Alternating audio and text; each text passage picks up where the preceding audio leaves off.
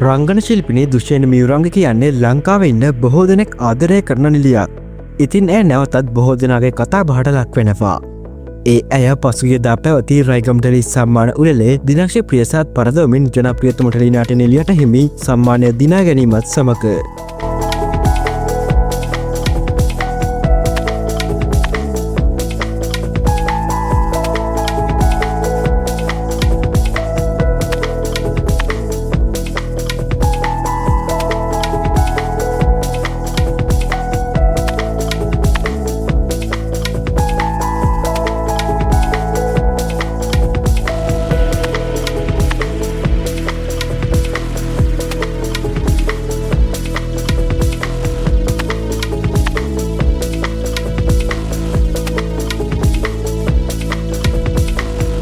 ඇය මීට ටික කාලයකට පෙර සචින් ලියනගේ සමග ප්‍රේම සම්බන්ධයක් ඇති කරගත්තා.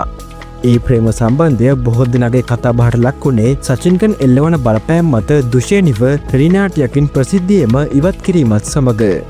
එහිදී ටෙලිනාට්‍ය අධ්‍යක්ෂවරයා සමාජ මාධ්‍යයේ සටහනක් තබමින් කියා සිටියේ දුෂේනි රූපත කිරීම වලදී සචින් වීඩියෝ ඇමතුම් වලින් බලා සිටින අතර දුෂේනි තවත් රංගන ශිල්පියෙකුගේ අතින් ඇල්ලුවත් සචින් ඉතා අසභ්‍ය ලෙස බැනවදින බවයි.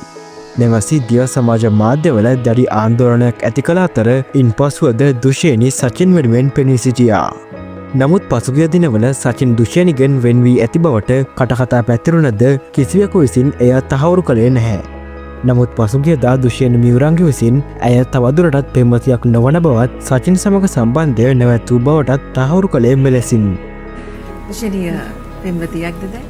නෑ. මම නෑගෙන කරුත් ඇල්ල ඒකනම් කෙටි උත්තරයක් තමයි දෙන්නේ.